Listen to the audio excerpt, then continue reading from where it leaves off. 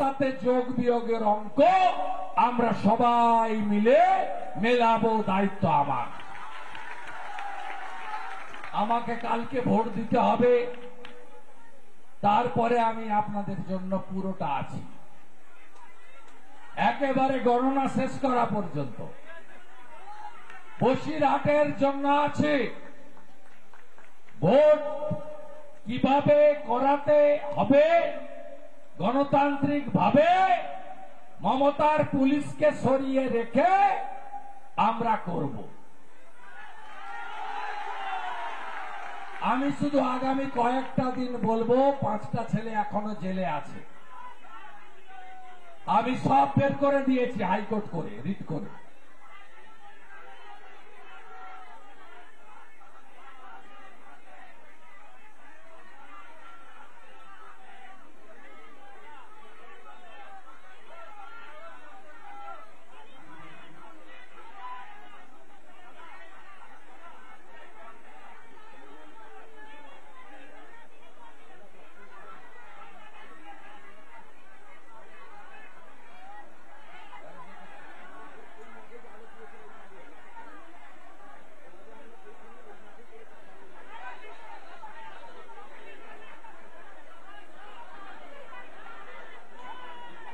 ওই সিরাজ আর দিলীপ মল্লিকের কথা বলছেন,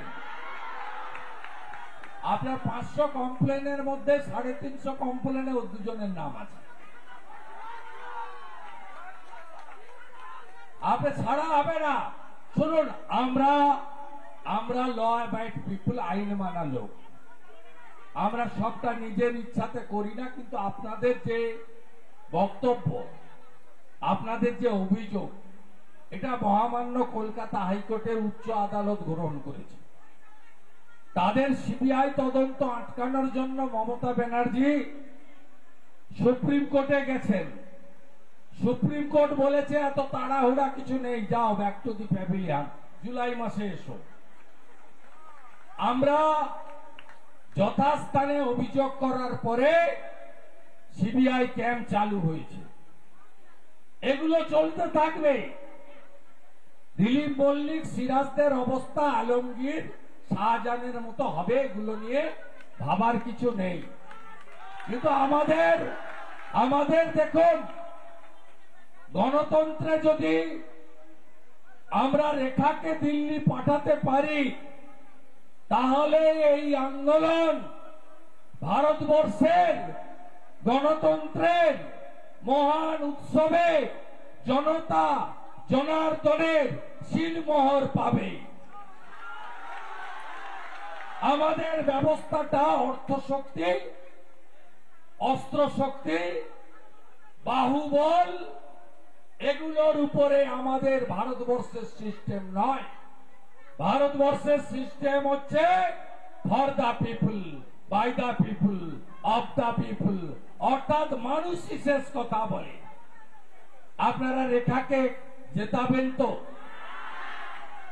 আত্মীয় স্বজন যা আছে হিঙ্গলগঞ্জ আশেপাশে সবাই জোট বাঁধুন।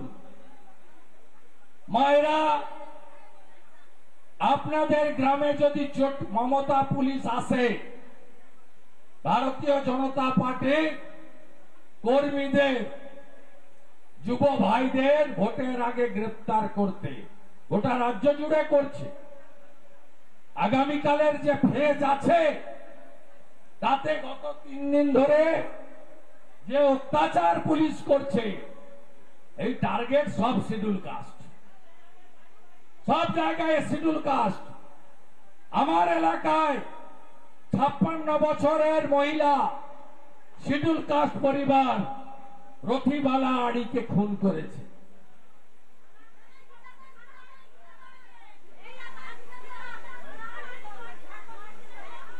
সেগুলো আগে হয়েছে। ধান বন্ধ মানে আপনাকে আসতে দেয়নি কে? কে কে মোস্তানটাকে? মনিকা রায়, মানে বিনা প্রতিদ্বন্দ্বিতায় জিতা পঞ্চায়েত। হবে নামগুলো শুনে গেলাম। মনিকা রায় সরবেড়িয়াতে আমি শাহজাহানের বাড়ির সামনে দাঁড়িয়ে ছানা খেয়ে গেছি, পাবলিককেও খাইয়েছি। খুব সাবধান বলে গেলাম আজকে।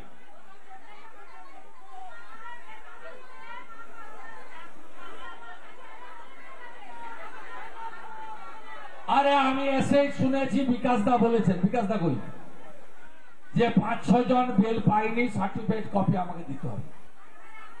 আমার এটা নোটিশে ছিল না, মামপিটটা নোটিশে ছিল, ব্যবস্থা সাথে সাথে নিয়েছি।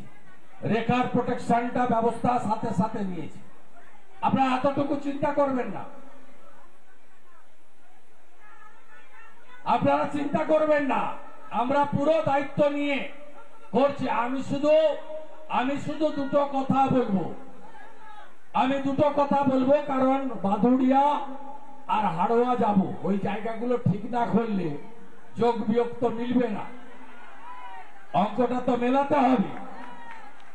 আমি আপনাদের দুটো কথা বলবো। মায়েরা, পুলিশ যদি গ্রামে জোর করে ঢোকে, একটু নন্দীগ্রামের মতো শাঁখ বাজাবেন তো, শাঁখ বাজাবেন,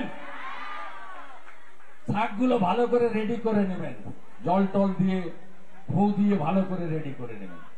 আমার যুবক ভাইরা, পুলিশ যদি গ্রামে ঢোকে হুইসেল বাজাবেন তো, আমি কিছু হুইসেল পাঠিয়ে দিচ্ছি। যুব মোর্চা হুইসেল বাজাবেন। শুধু মমতা পুলিশকে রুখে দিন, লড়াই বিজেপি ভার্সেস মমতার পুলিশ, তৃণমূল কোথাও নেই। আর 4 তারিখের পরে চোর মমতার ঝাঁপও বন্ধ করব আমরা। মমতা ব্যানার্জিকে প্রাক্তন মুখ্যমন্ত্রী দেখতে কে কে চান? সবাই চান তো? তাহলে রেখা পাত্র 3 নম্বর বোতাম। আর ভাইপো জেলে যাক কে কে চান? সবাই চান? ভাইপোকে জেলে পাঠাতে গেলে বসিরহাটে পদ্ম দিতে হবে।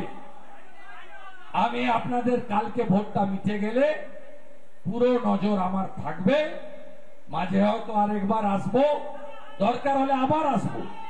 যারা জেলে আছে বেল করাবো, যা যা করার করব। কৃষ্ণেন্দ্র বাবু, অর্চনা দে, তাপস বাবু, বিকাশ সিং, এই 4 জনের সঙ্গে আমি যোগাযোগ রাখবো। আপনারা সুন্দর করে ভালো করে এই নির্বাচনটা করুন। আর বাইরে যে সন্দেশখালীর যুবক ভাইরা কাজের জন্য চলে গেছে, তাদেরকে ফোন করে ফিরিয়ে আনুন। ভোট দিতে হবে, প্রত্যেকটা ভোটের মূল্য অনেক হলো। আর 30 তারিখে বসিরহাটে সকালে শেষ মহা মিছিলে আমি নিজে উপস্থিত থেকে বসিরহাটে প্রচার সমাপ্ত করব। আর চৌকিদারের মতো 1 তারিখে পাহারা দেব। ভোট দেবেন কোনখানে?